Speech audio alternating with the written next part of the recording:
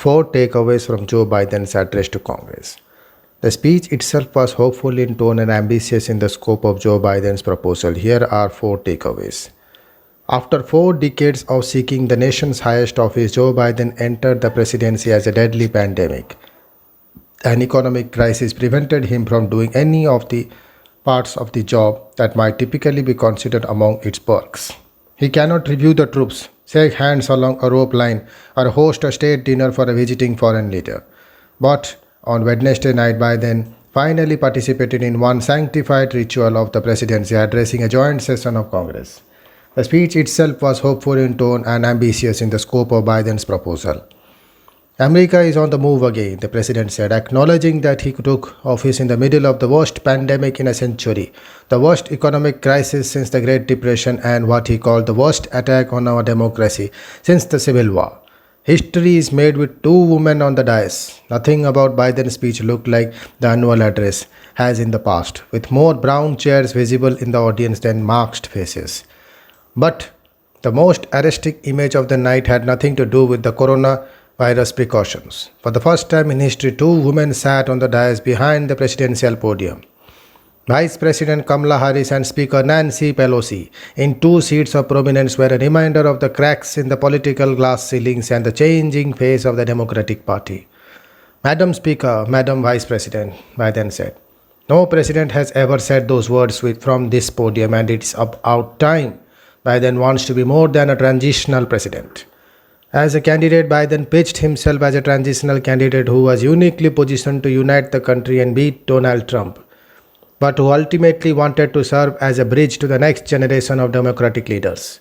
In his speech, Biden made it clear that he aimed to be more than a blip in the history books, whose greatest achievement was the unseating of his predecessor, and outlined proposals to expand family leave, child care, health care, preschool and college education for millions of people. His ambitious plans, if passed, could make him a transformational figure in US history. He called his $2 trillion infrastructure plan once in a generation investment in American itself, noting that it was the largest jobs plan since World War II, and said while he welcomed Republican ideas, doing nothing is not an option. The American jobs plan will be the biggest increase in non-defense research and development on record, he said. He took a victory lap on the coronavirus. Biden's advisors often say his presidency will rise or fall based on the number of vaccine shots in arms and relief checks that show up in the bank accounts. On Wednesday night, Biden indicated that he believed he was winning on the mark that he was likely to matter most Americans watching at home. He bragged that he beat his goal of 100 million vaccine shots in his first 100 days. We will have provided 220 million COVID shots in 100 days, Biden said, noting that nearly 70% of seniors were now fully protected from the virus, up from just 1% who were vaccinated when he was sworn in. Even with his administrator's progress on vaccine distribution, a large percentage of Americans are hesitant to get the vaccine. If it takes too long to reach herd immunity, the point at which the spread of the virus slows, worrisome new variants could emerge that evade the vaccine and slow the progress made. Biden didn't mention those looming challenges. Instead, he focused on more optimistic statistics. Today, 90% of Americans now live within 5 miles of a vaccination site, he said, noting that everyone older than 16 is now eligible for a vaccine. Senior deaths from COVID-19 are down 80% since January, he said, down 80%, and more than half of all adults in America have gotten at least one shot.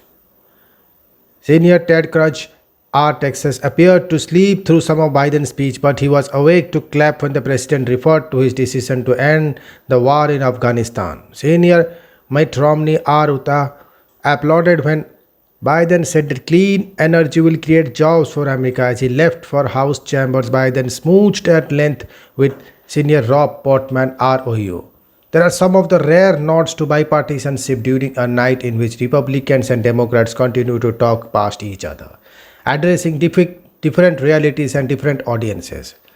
None of the Republicans in the hall clapped for Biden's stated goal of helping cut child poverty in half this year, and there are little reaction to this president's promise that American tax dollars are going to be used to buy American products made in America that create American jobs. Even though it appeared to channelize President Donald Trump's economic vision of Buy American. Biden made plain that he would move ahead with 6 trillion of spending plans he has rolled out, even if he does not receive a single Republican vote of support in Congress. In his rebuttal, Senior Tim Scott RSC tried to paint Biden as a divisional leader. A president who promised to bring us together should not be pushing agendas that tear us apart, he said, dismissing the infrastructure plan, a liberal wish list that include the biggest job-killing tax cuts of a generation. Biden said he was open to hearing Republican ideas, but he indicated that he would not wait forever. I applaud a group of Republican senators who just put forward their proposal, he said, an infrastructure proposal. We welcome ideas, but the rest of the world isn't waiting for us. Doing nothing is not an option. Thank you.